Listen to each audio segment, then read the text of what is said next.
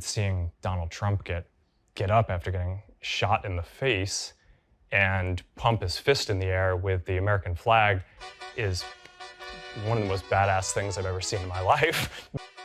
What is up, guys? Tyson Dela Cruz here. Thank you so much for rocking with me. Mark Zuckerberg, the founder of Facebook and Instagram, i.e. Meta, admits and regrets working with the Biden and Harris administration to censor information online during the C-19 era. This is big news. There was some letters there was a bombshell letter that was obtained to the House Judiciary Chairman Jim Jordan expressing deep regret over Meta's compliances. Shout out to everybody watching. Drop your comments down below. Let me know where you're watching this out of, and smash the like button if you kindly would. Mark Zuckerberg's bombshell letter to the House of Judiciary Chairman Jim Jordan expresses deep regret over Meta's compliance with Biden's administration pressure to censor C-19 content in 2021. We're going to jump into the letter here. So I'm going to zoom in here. So the Honorable Jim Jordan, Chairman, Committee of the Judiciary United States Representatives. I appreciate the committee's interest in content moderation on online platforms. As you are aware, Meta has produced thousands of documents as part of your investigation to make a dozen employees available for transcribed interviews. Further to our cooperation with your investigation, I welcome the opportunity to share what I've taken away from this process. There is a lot of talk right now around how the U.S. government interacts with companies like Meta, and I want to be clear about our position. Our platforms are for everyone. We're about promoting speech and helping people connect in a safe and secure way.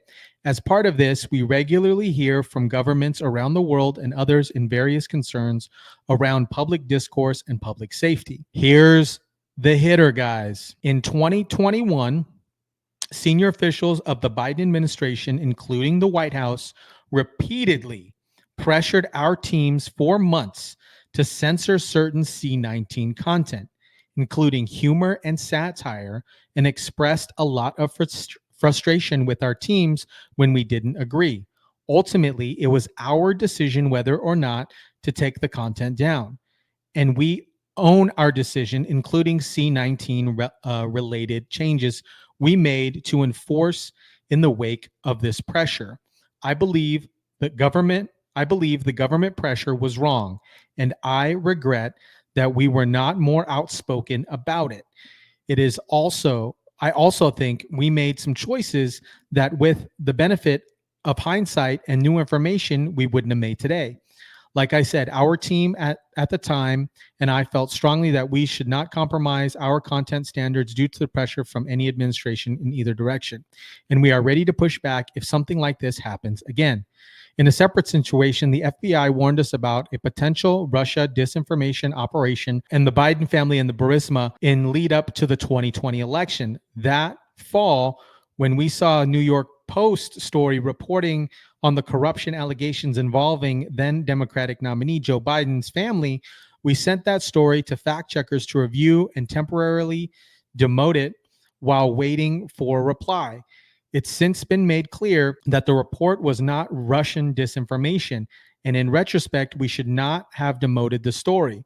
We've changed our policies and process to make sure that this doesn't happen again. For instance, we no longer temporarily demote things in the US while waiting for fact checkers. Whoa, I got a second piece of this letter here. Apart from content moderation, I want to address the contributions I've made during the last presidential cycle to support electoral infrastructure. The idea here was to make sure local election jurisdictions across the country had resources they need to help people vote safely during C-19. I made these contributions through the Chan Zuckerberg Initiative. They were designed to be nonpartisan, spread across urban, rural, and suburban communities. Still, despite the analysis I've seen showing otherwise, I know that some people believe this work benefit one party over the other.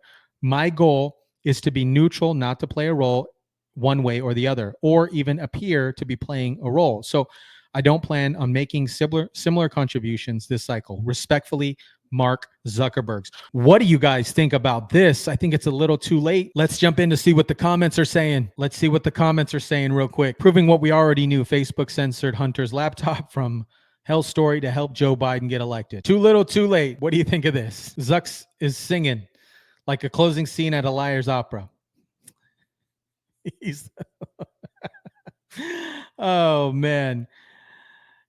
After severe backlash on Facebook, Meta CEO is sorry. Now that the damages have been done, great job, Zuck. Man, he probably only regrets it because he got caught. Otherwise, I doubt he would give much thought. This comes in lieu of the Telegram founder, Pavel Durov, and why he was arrested. Chief executive officer Telegram, Pavel, was arrested at an airport on Sunday night outside of Paris and placed into custody for allegedly offenses related to messaging app. 39-year-old Russian was accused of failing to mitigate the misuse of his platform and criminal activities. This is all coming out, I think, me personally, because this individual got caught, and previously Zucks was backed by the DNC, and now he's like, whoa, whoa, whoa, whoa, whoa. Here's a interesting video that came across a couple weeks ago about Zucks. You know, I think really, honestly here, it looks like Zucks, you know, the Baby Ray's definitely probably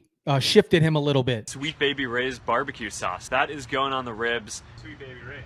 Sweet Baby Ray's. The Sweet Baby Ray's. Sweet Baby Ray's is very good. Sweet Baby Ray's. Definitely shifted him a little bit. He looks, honestly, he appears a lot wiser. Maybe he sat in a couple psychedelic ceremonies or something. I don't know. But just based on these comments alone in this particular interview, at least in my eyes, some viewpoints in Zuckerberg have changed. I'd love to get your thoughts on this. Well, I mean, look, it's obviously a very important, and it'll be a historic election. You know, I feel like I'm best positioned maybe to talk about what our role will be in it and what we're going to do. And look, I mean, the main thing that I hear from people is that they actually want to see less political content on our services because they come to our services to connect with people. So, you know, that's what we're going to do, where we give people control over this, but we're generally trying to recommend less political content. So I think you're going to see our services play less of a role in this election than they have in the past. And personally, I'm also planning on not playing a significant role in the election. You know, I've done some stuff personally in the past. I'm not planning on doing that this time. And that includes, you know, not endorsing either of the candidates.